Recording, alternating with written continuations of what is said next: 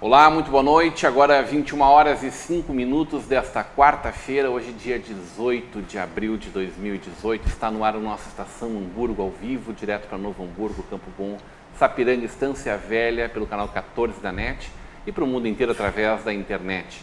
Você vai acompanhando nossa estação Hamburgo direto pelo nosso site valetvplay.com, através dos nossos aplicativos para Android, iOS ou ainda na nossa página no Facebook. Ainda os horários alternativos, tanto pelo 14 quanto pelo nosso canal no YouTube. Feliz de estar de volta, hoje uma bancada muito especial, muito diferente. Primeiro porque faz muito tempo que eu não faço um programa contigo, Fernando Marco. Pois é, né? O que está acontecendo contigo? Não, bem, na verdade, sim, o que está acontecendo contigo? Porque há umas 3 semanas atrás eu fui âncora. Eu fiz a ancoragem de Estação Hamburgo do dia, sei lá, de março, uma quarta-feira, com o meu amigo DJ Krumena.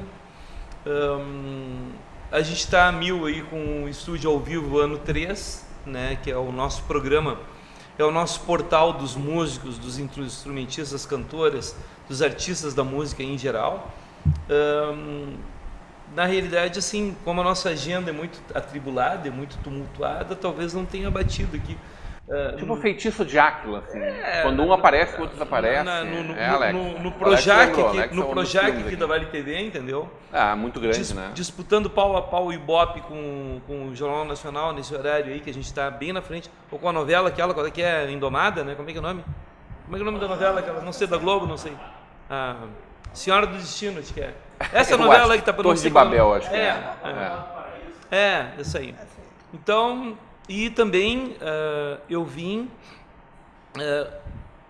intermediei o convite da senhora doutora Cláudia Petri de Faria, porque nós dois viemos falar de um tema muito importante, a questão da alienação parental, que estamos aí, a partir da semana que vem, na semana de combate, Semana Municipal de Combate à Alienação Parental, né? Nós temos uma lei aqui no município, lei municipal, e a gente veio falar também da Associação Brasileira Criança Feliz, dos 10 anos dessa entidade que trabalha no combate a esse fantasma, que ainda, infelizmente, apesar do nosso trabalho de conscientização, ainda permeia aí as famílias, né? Esse câncer que é o impedimento da criança muitas vezes ver um dos genitores, né? Ou um genitor falar mal do outro genitor na frente da criança. Então a gente está aí também para isso. Tudo bem, estava com saudade de ti, Fernando Marco. Eu também, por favor, se eu puder fazer um convite, que por favor, o senhor se comporte na noite de hoje. Não, vou me comportar até quando tem muita dama aqui. Quando a bancada é mais masculina, a gente fala muita besteira, entendeu? Não, mas o telespectador em casa é o mesmo. Não, mas é que o telespectador já está acostumado com aquele jeito do Chicão Tofani. Eu acho que tem entendeu? gente com saudade de ti também, não? Eu acho que não, cara. A maioria do... Eu tô com 75% de rejeição do Ibope aqui da Vale TV, entendeu? Eu sei disso. Mas enfim. Poucos candidatos do Brasil têm essa rejeição. Exatamente. Poucos. Isso aí. Cláudia Petri, minha professora Cláudia Petri. Nossa, professora. Um grande prazer de ter comigo aqui nesse espaço. Seja muito bem-vinda. Boa noite. Boa noite. O prazer é meu em retornar aqui e estar na companhia de vocês aí, né? Que foram meus alunos, mas que eu tive a oportunidade de aprender muito, né? Também. Sempre é uma troca. Um aluninho da faculdade de Direito, tá? Eu encontro algumas professoras hoje em dia que olham para mim assim e dizem: tu era meu aluninho. Não é o caso, né, Cláudia? Não é o caso. Tu já me viu grandinho, né? Bem grandinho. É verdade.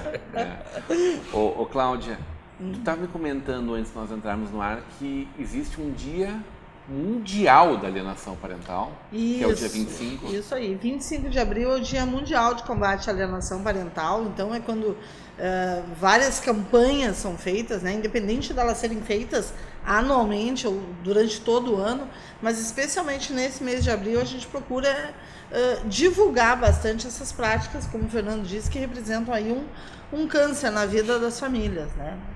Que a alienação parental é um problema porque ela afasta os filhos dos pais, né? E esse afastamento é um afastamento proposital, né? E com certeza a gente sabe que criança né, ama o pai e a mãe da mesma forma. Né? Não é porque se rompe aquele sonho de príncipe encantado ou de princesa encantada que a criança vai deixar de ter o seu pai e a sua mãe junto, né?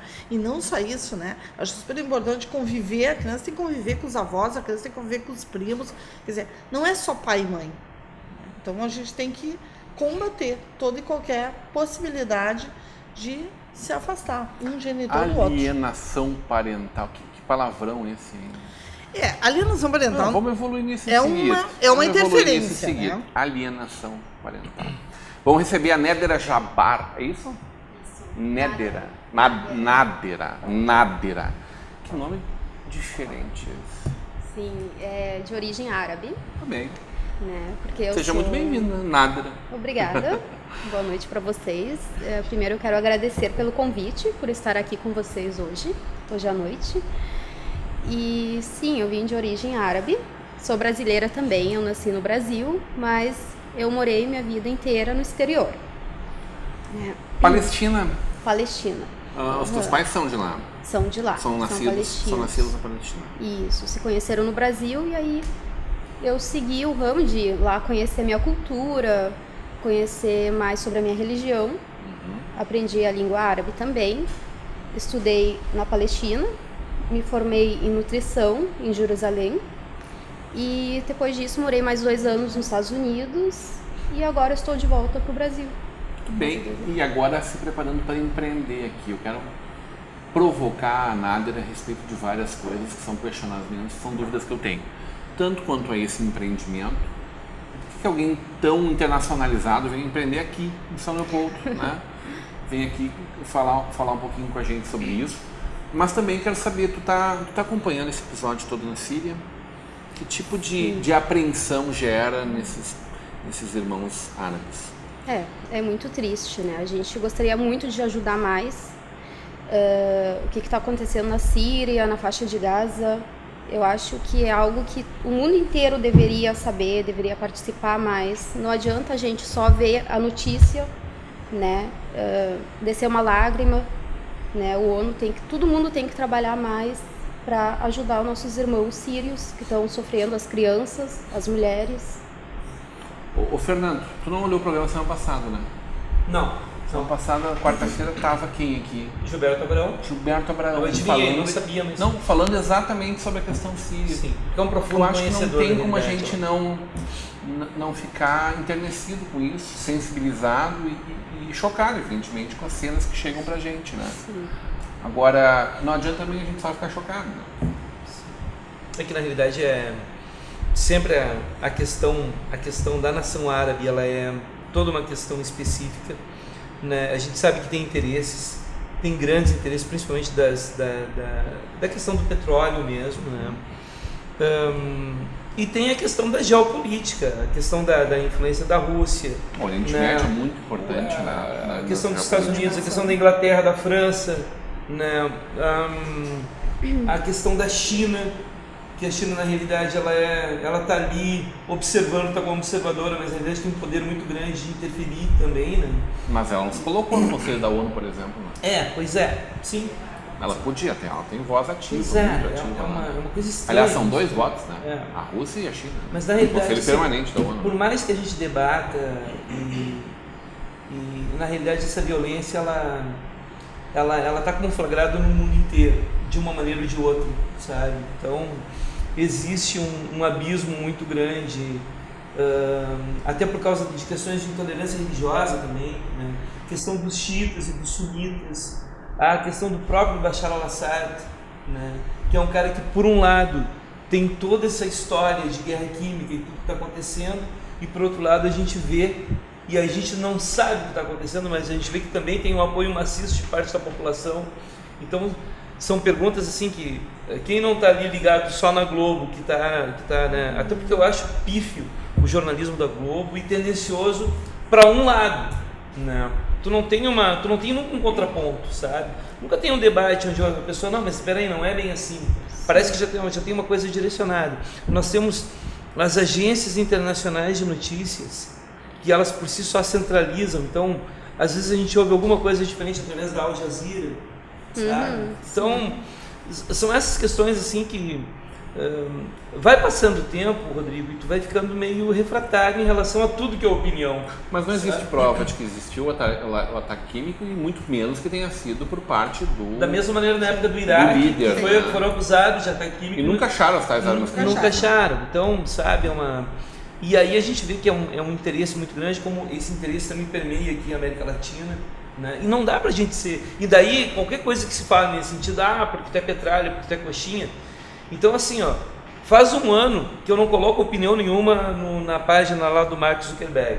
Quero mais que ele se exploda. Até tenho a minha foto lá. Eu já fiquei com um dedo ali para cancelar a minha conta, sim, entendeu? Mas eu tenho muita foto das crianças, sou pai de gêmeos, que eu preciso resgatar as fotos, então ficou aquela, mas eu não opino mais. Até porque a minha opinião vale muito dinheiro, Simone, que está aqui nos bastidores, a esposa do Rodrigo, que está nos bastidores. A minha opinião vale grana, não vou dar minha opinião de graça aí, vou lá entrar num debate, numa polêmica, não, o desgaste psicológico é muito grande. Tu tá ganhando do Mark alguma coisa? Pelo Porque contrário, ele cobra quando a pessoa vê, tá lá rolando página, aparece lá um esses comercial. dias ele me levou 30 pila lá, que eu botei um anúncio, não deu resultado nenhum. Então assim, é uma grande engabelação a rede social, vamos ser sinceros, sabe? Tu vai atrás de informação em rede social, mas vai chupar meia, sabe? Larga esse computador. Isso pro senhor, pra senhora que tá aí, pro jovem antenado, não, eu sou descolado, sabe? Vão estudar mais história, vão pegar livro, não vão à internet, nem no Wikipedia. Até o próprio Wikipedia ali tem cada coisa ali que é um absurdo, sabe? Se eu quero uma informação ali, como é que se faz uma pasta ao pesto, eu vou ali e pego ali uma informaçãozinha. Às vezes até é furado, a gente faz umas porcarias indo atrás das receitas que aparecem lá, entendeu? Mas assim, desliga a internet, vai viver a vida. Liga na Vale TV, que aqui tem informação. E aqui tem informação por quê? Porque cada um vem aqui e fala o que está a fim de falar, entende? Não, mas a gente logo vai cortar teu microfone. O nosso supremo mandatário, super poderoso Rodrigo Stefan, o nosso Roberto Marinho aqui do Vaticínios, ele é uma pessoa que dá espaço para todo mundo. Isso é verdade. Isso não é todas as frentes estão aqui. É uma TV comunitária, é a essência da TV comunitária. TV comunitária, entendeu? Então é isso que me traz lá de Porto Alegre, de onde eu moro lá, que eu moro na capital agora, eu sou mais do interior. Sim. Apesar de ter vivido 50 anos aqui. Mas deve ser bem melhor morar Ele mora na Grande, na é capital. uma maravilha morar em Porto Alegre. Ele mora na Grande Novo Hamburgo, ele Sim. mora em Porto Alegre porque ele mora na Grande Novo Hamburgo.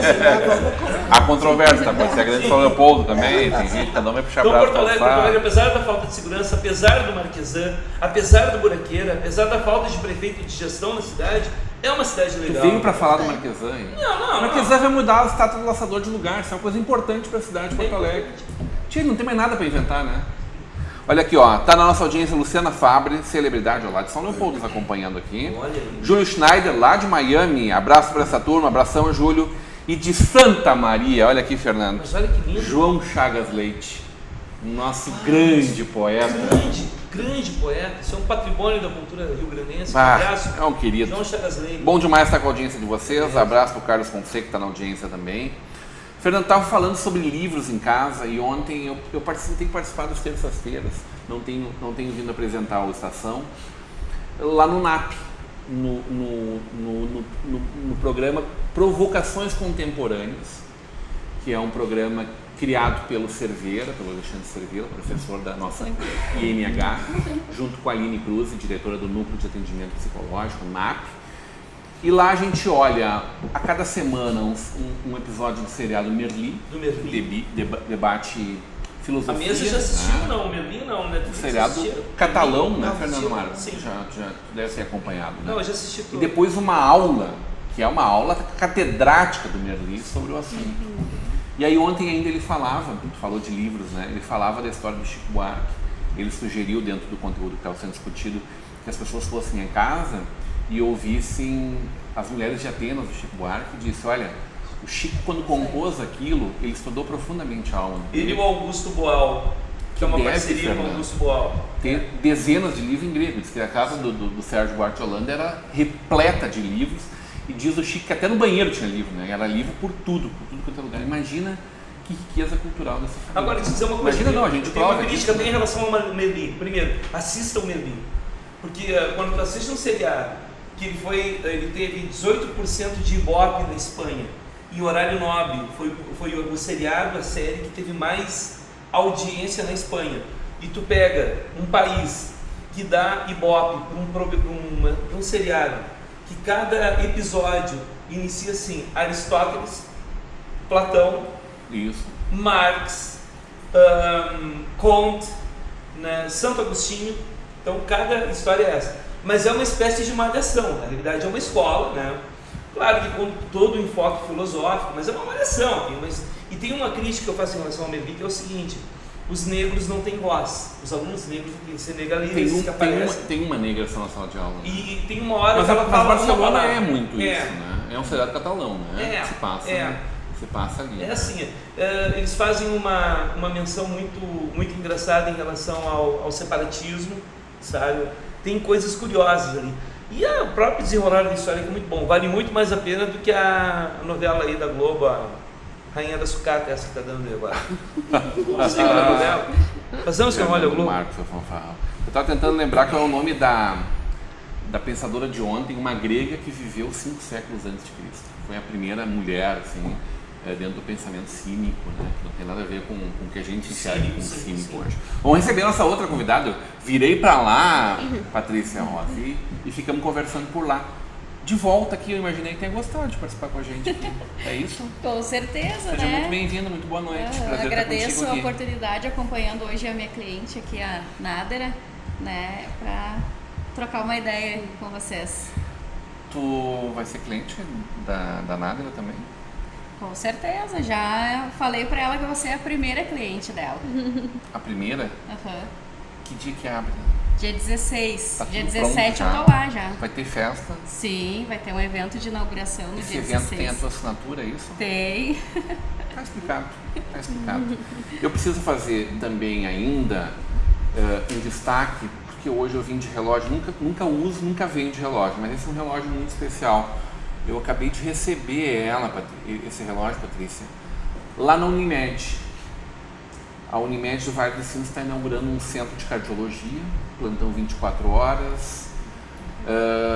É um marco na história da Unimed, né? E a gente tive a oportunidade de conversar com alguns dos diretores e das pessoas responsáveis por esse espaço. A matéria vai ao ar na sequência na nossa Vale TV, nos próximos dias as pessoas vão ter a oportunidade de acompanhar isso.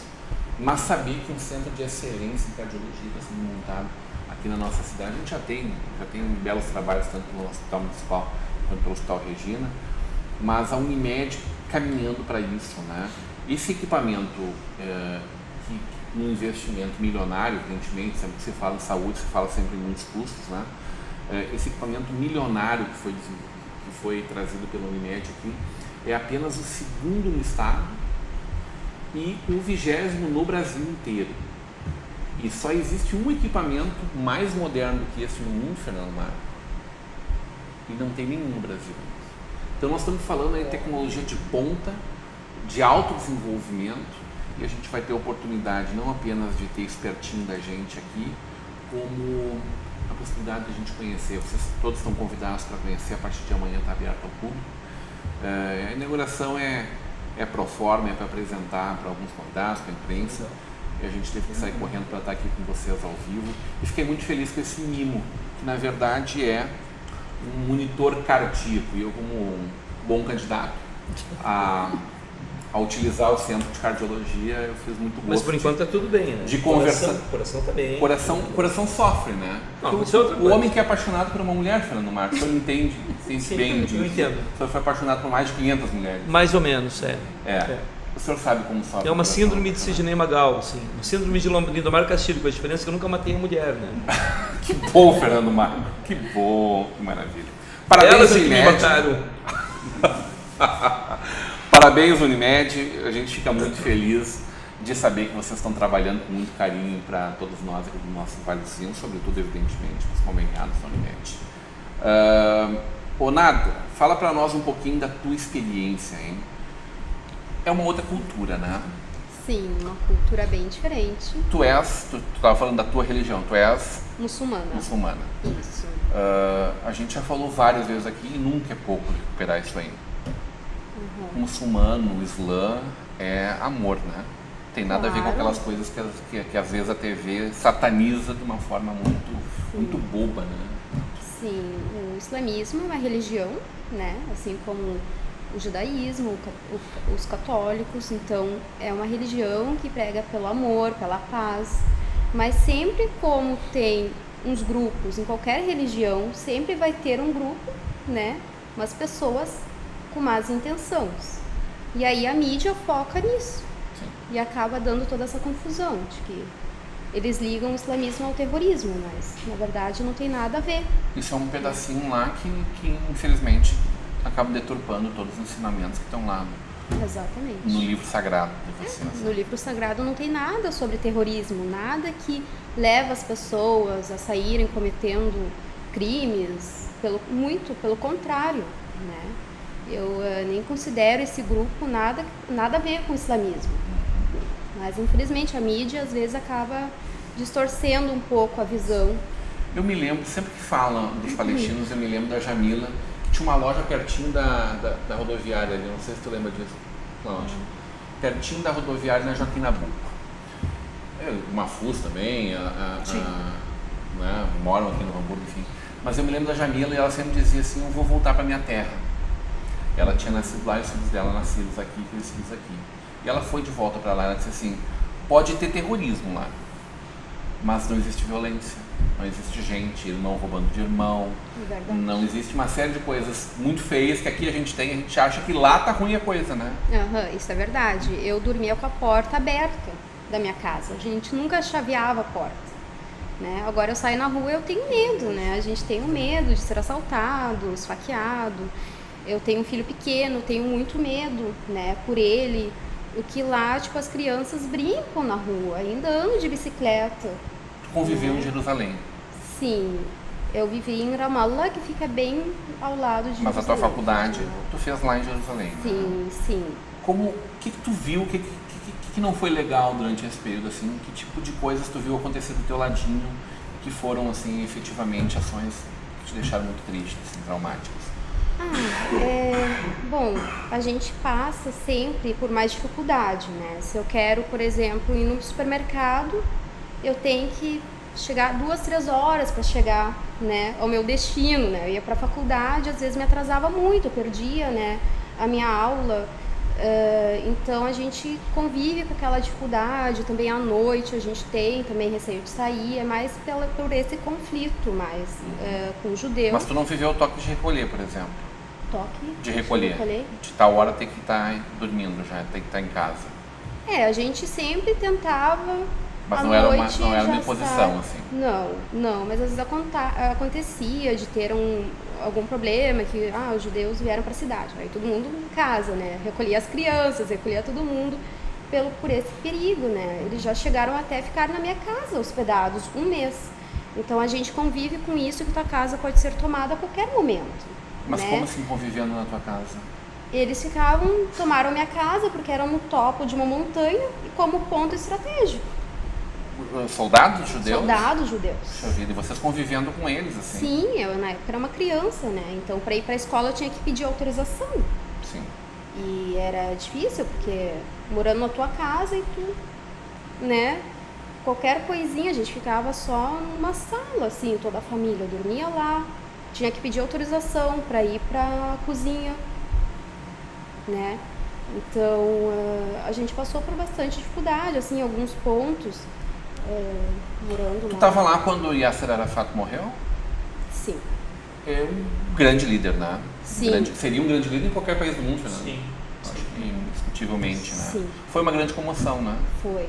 Nossa. Tu recorda de ti chorando, entristecida? Recordo. Sim, ele era um baita líder para nós. Sempre foi, sempre será. Né? Ele fez muito pelos palestinos. Ele sempre prezou pela paz. Verdade. Né? Então, infelizmente, né? Como assim, ele como vários das pessoas que todos os dias, né? Não é só ele. Como assim, a gente perde às vezes um amigo, a gente perde um vizinho. Quem não perdeu lá um pai, um filho, né? Então... Puxa vida. Por que empreender no Brasil, hein? Com essa multicultura e essa internacionalização toda, assim, passando por um país, acho que o país mais empreendedor do mundo, os americanos, né? Vivendo lá por 2 anos. vivendo na tua Palestina também. É o cheiro de terra aqui que é melhor do que é, que diferença é? Sim, Eu sempre digo que o esquimó não gosta da Groenlândia, que lá é maravilhoso, né? Porque viver com menos 15 graus não deve ser muito fácil. Mas é porque ele nasceu lá, né?